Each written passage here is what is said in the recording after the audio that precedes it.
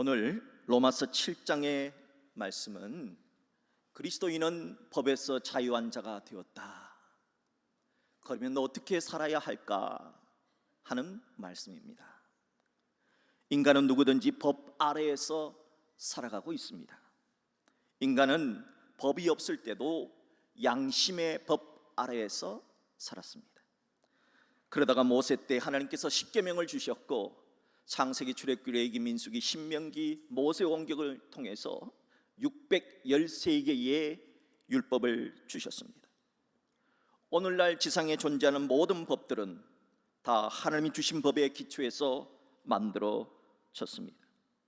법의 내용은 이것은 하라, 또 저것은 하지 말라로 구성되어져 있습니다.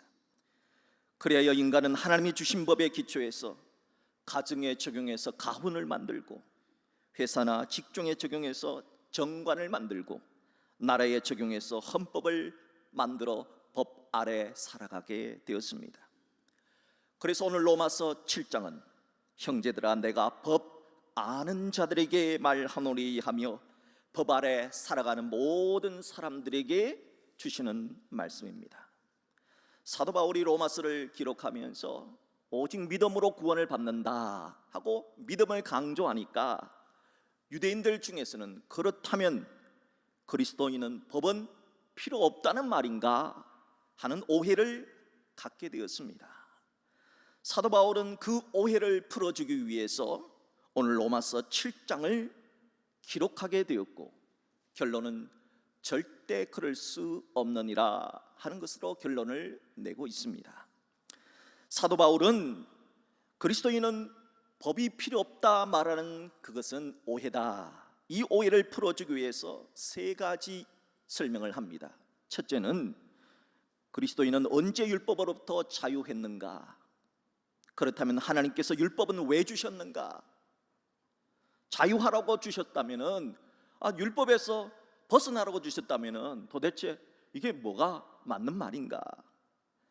그리고 율법으로 자유한 자는 율법을 어떻게 적용하며 살아야 하는가 하는 세 가지 설명을 기록하게 된 것입니다. 오늘 저는 그 세 가지 이유를 여러분과 함께 살펴보면서 은혜를 나누고자 합니다. 먼저 그리스도인은 언제 법으로부터, 율법으로부터 자유한 자가 되었는가 하는 것입니다. 사도 바울은 이것을 이해하기 위해서 2절, 3절에서 한 가지 예화를 사용하고 있습니다. 그것은 남편의 법에 묶인 한 여인의 운명에 대한 이야기입니다. 이런 이야기입니다. 이스라엘이라는 여자가 율법이란 남자를 만나 결혼을 했습니다.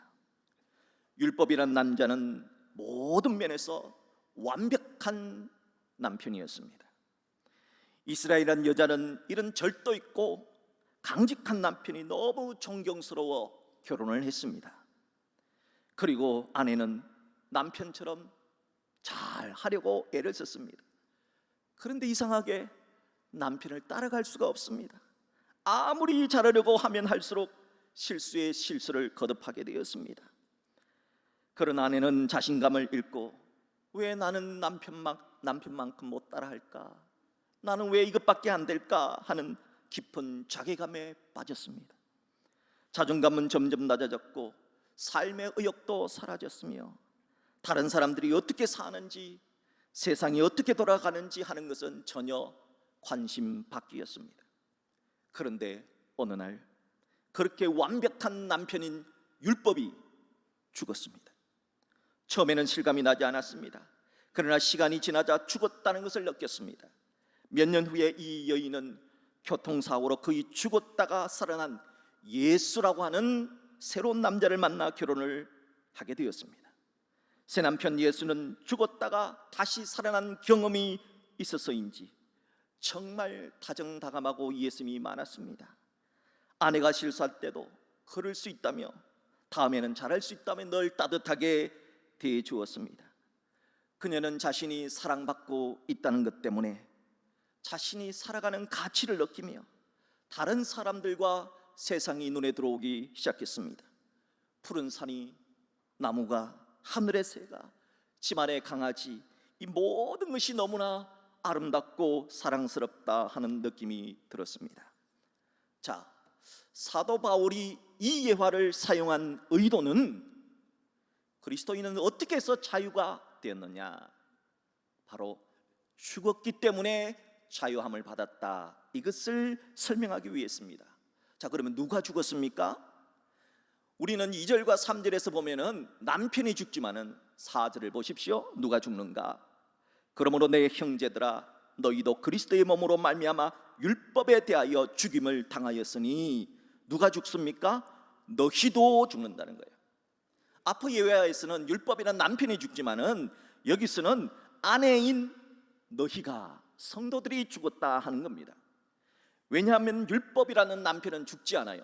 천지가 없어지기 전까지는 율법의 1.1도 없어지지 않는다, 주님 말씀하셨기 때문입니다.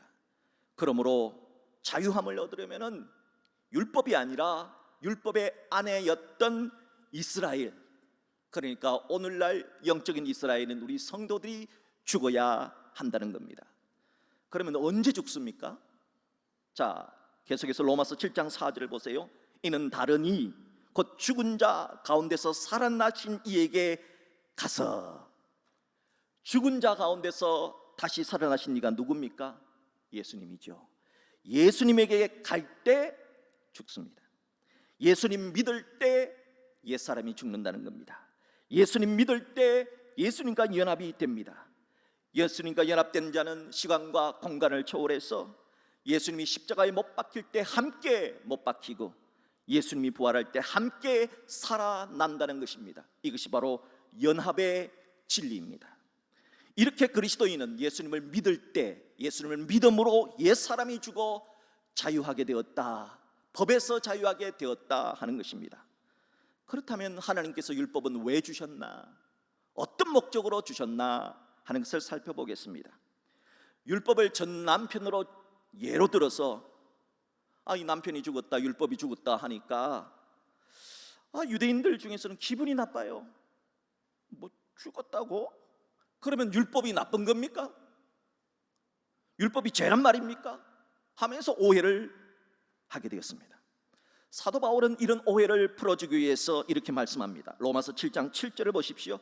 그런즉 우리가 무슨 말을 하리요? 율법이 죄냐? 율법이란 남편이 죄냐? 그럴 수 없느니라.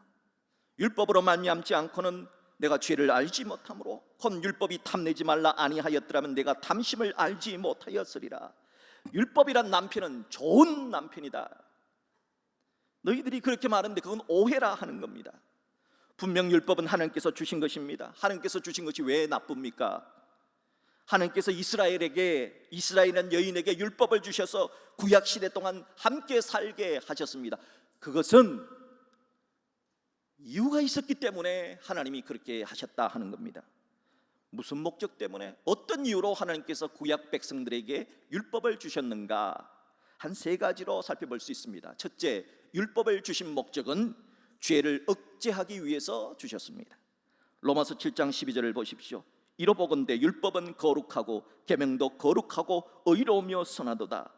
율법은 선하고 의롭고 거룩합니다.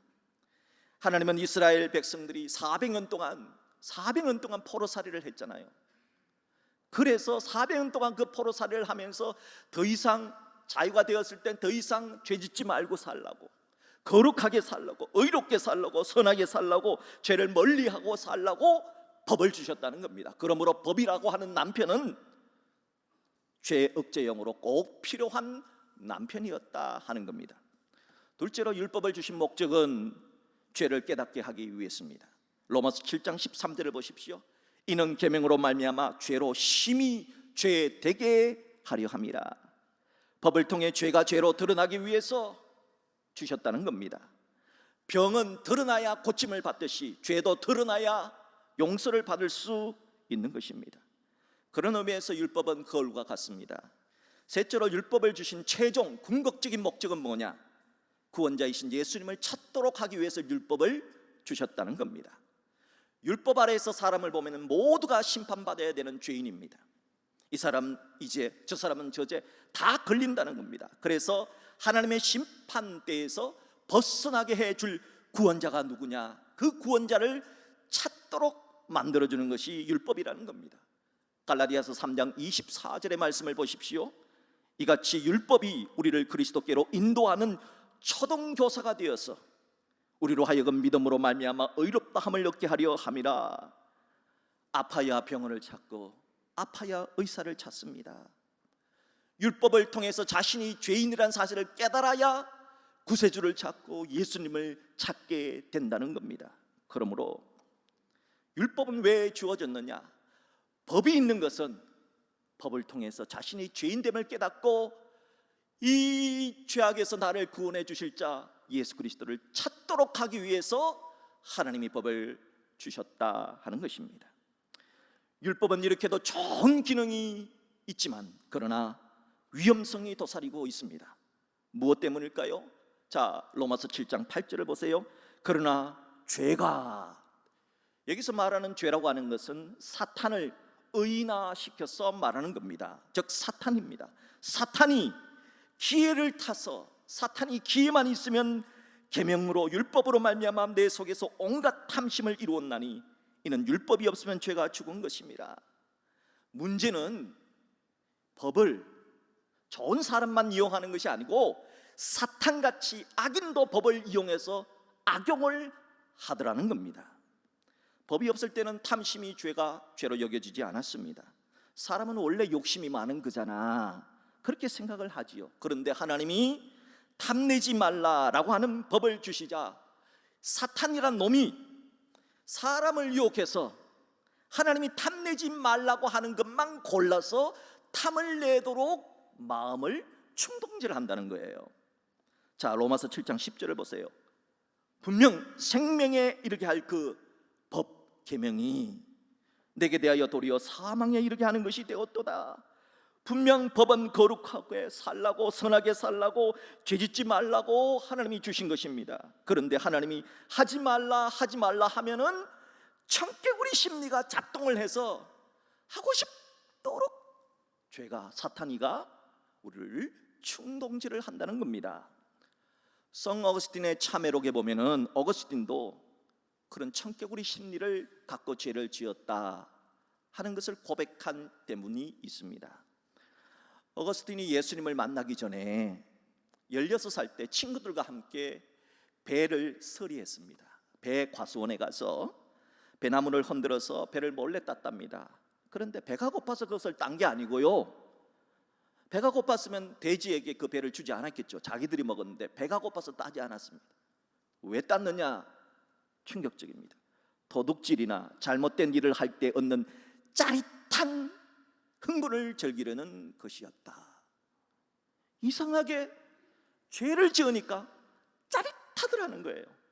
짜릿한 요 쾌감을 위해서, 요 쾌락을 위해서 죄를 지었다는 겁니다. 죄 짓고 나니까 또 후회가 되고, 그러나 짜릿한 그것 때문에 또 죄를 짓더라는 겁니다. 율법은 분명 하나님이 주셨기에 선하고 거룩한 겁니다. 그런데 왜 그 율법이 나를 사망으로 몰고 가게 되었는가? 왜 그랬을까요? 자, 로마서 7장 11절. 죄가, 사탄이가 기회를 타서 기회만 있으면 계명, 율법으로 말미암아 나를 속이고 그것으로 나를 죽였기 때문입니다. 죄 때문이라는 겁니다. 그러니까 죄라는 놈, 즉 사탄이라는 놈은 기회만 생기면 우리로 하여금 교만 떨게 만들고 탐심, 탐욕, 죄짓게 하고 거짓말하게 만들더라 하는 것입니다. 사도 바울은 이렇게 율법의 필요성에 대해서 오해를 하나하나 풀어나가면서 궁극적으로 말하려고 하는 것이 있습니다. 바로 로마서 7장의 핵심 구절인 로마서 7장 6절의 말씀입니다. 합독하겠습니다. 이제는 우리가 얽매였던 것에 대하여 죽었으므로 율법에서 벗어났으니 이러므로 우리가 영의 새로운 것으로 섬길 것이요 율법 조문의 묵은 것으로 아니할지니라. 율법에서부터 자유한 그리스도인은 법을 어떻게 적용하며 살아야 하느냐, 율법 조문의 묵은 것으로 살지 말고 영의 새로운 것으로 섬기는 삶을 살라 하는 요 7장 6절의 메시지를 주기 위해서 오늘 본문이 기록이 된 것입니다. 율법 저문에 묵은 것으로 살지 말라는 뜻은 율법 아래에서 사람을 보지 말라는 겁니다. 율법 아래에서 사람을 보면 다 죄인입니다. 다 정죄해야 됩니다. 다 비판해야 됩니다. 그렇게 살지 말라는 겁니다. 그럼 그리스도인은 어떻게 살아야 됩니까? 영의 새로운 것으로 살라는 겁니다. 영의 새로운 것은 성령을 말합니다. 성령으로 섬기며 살라는 겁니다. 은혜 아래에서 살라는 것입니다. 성령으로 살며 은혜 아래에서 살면 사람은 정죄나 비판의 대상이 아닙니다. 저 사람도 나처럼 예수님의 은혜가 필요하구나, 저 사람도 나처럼 구원받아야 되는 나와 똑같은 사람이구나 하며 살게 된다는 겁니다. 로마서 6장 14절 말씀을 보면 너희가 법 아래에 있지 아니하고 은혜 아래에 있음이라 하였지 않습니까? 그렇다면 은혜 아래에 있는 사람은 법을 어떻게 적용하며 살아야 할까요? 예수님 믿으면 법은 필요 없는 겁니까? 아닙니다. 마태복음 5장 17절에서 예수님이 하신 말씀을 들으십시오. 내가 율법이나 선제를 피하러 온 줄로 생각하지 말라. 피하러 온 것이 아니요 완전하게 하려 함이라. 예수님은 율법을 피하러 온 것이 아니라 율법을 완전하게 하려고 오셨습니다. 그러므로 예수 믿는 자들도 예수님처럼 율법을 완전하게 하며 살아야 한다는 겁니다. 그 방법이 뭘까요? 예수님 따라 사는 겁니다.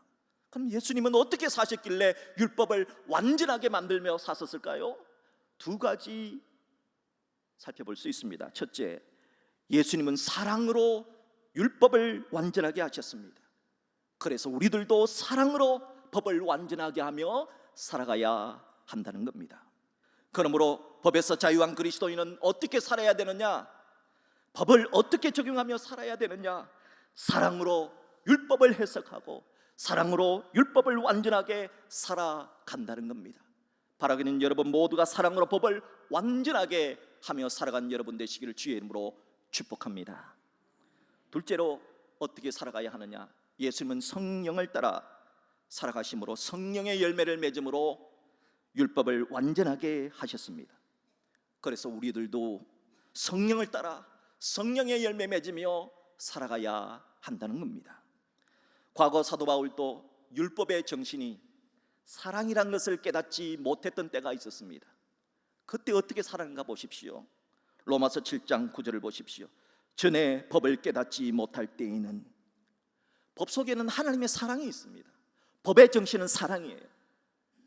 정의 그런데 정의의 정신은 사랑에서 나오는 겁니다. 사랑 없는 정의는 그것은 폭력이 되는 겁니다. 근데 이걸 몰랐을 때는 어떻게 살았어요? 내가 살았더니, 내가 사는 겁니다. 하나님의 법 정신은 사랑인데 사랑은 보이지 않고 내가 살아서 다른 사람들을 정죄하고 비판하고 사람들을 죽이려 한다는 겁니다. 바울은 예수님 만나기 전에 그렇게 살았습니다.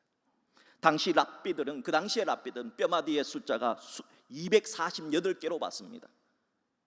정형외과에서는 그렇게 보지 않지요. 옛날에는 그랬다는 겁니다. 248개가 뭐냐?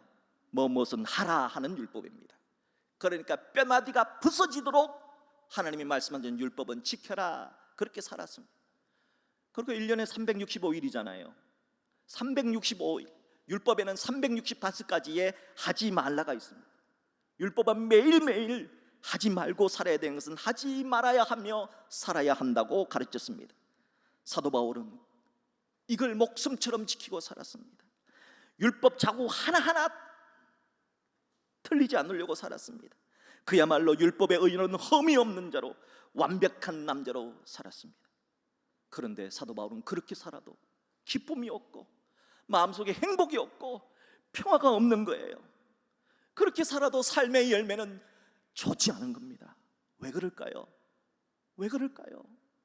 그렇게 열심히 사는데 왜 삶의 열매는 없는 걸까요? 그때는 몰랐는데 예수님을 영접한 후에 깨닫습니다. 예수님을 영접한 후 하나님께서 그 마음에 성령을 부어주셨습니다. 그랬더니 과거와는 완전히 다른 열매를 맺는데, 어떤 열매를 맺느냐? 갈라디아서 5장을 보십시오. 갈라디아서 5장을 보면은 열매의 질이 다르고 수준이 다른 것을 보여줍니다. 예수 믿기 전과 예수를 온전히 믿었을 때의 열매가 어떻게 달라지나 보십시오. 갈라디아서 5장 16절부터 제가 읽겠습니다. 내가 이르노니 너희는 성령을 따라 행하라. 그리하면 육체의 욕심을 이루지 아니하리라. 육체의 소욕은 성령을 거스르고 성령은 육체를 거스르나니 이 둘이 서로 대적하므로 너희가 원하는 것을 하지 못하게 하려 함이니라.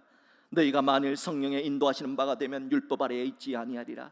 육체의 일은 분명하니 곧 음행, 더러운 것, 허색, 우상 숭배, 주술, 원수 맺는 것, 분쟁, 시기, 분냄, 당 짓는 것, 분열함, 이단, 투기, 술취함, 방탕함과 또 그와 같은 것들이라.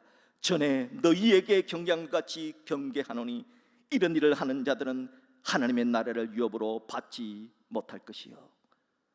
사도 바울은 이렇게 육체의 열매를 맺었습니다. 그런데 예수님을 알고 거듭나서 성령을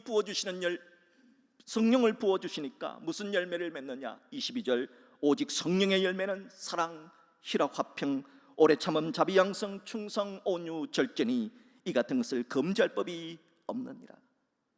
성령 따라 살기 전에는 마음속에 사랑이 없었습니다. 오래 참지도 못합니다. 자비, 양성, 충성, 온유, 절제 이런 것은 나하고 거리가 멀었습니다. 그런데 예수 안에 살았더니 성령을 부어주셨더니 성령을 따라갔더니 말씀을 따라 살았더니 나한테 사랑, 희락, 화평, 오래 참음, 자비, 양성, 충성, 온유, 절제와 같은 열매를 맺게 되더라는 겁니다. 이렇게 성령에 따라 행하는 삶이 바로 예수를 따라 살아가는 삶입니다.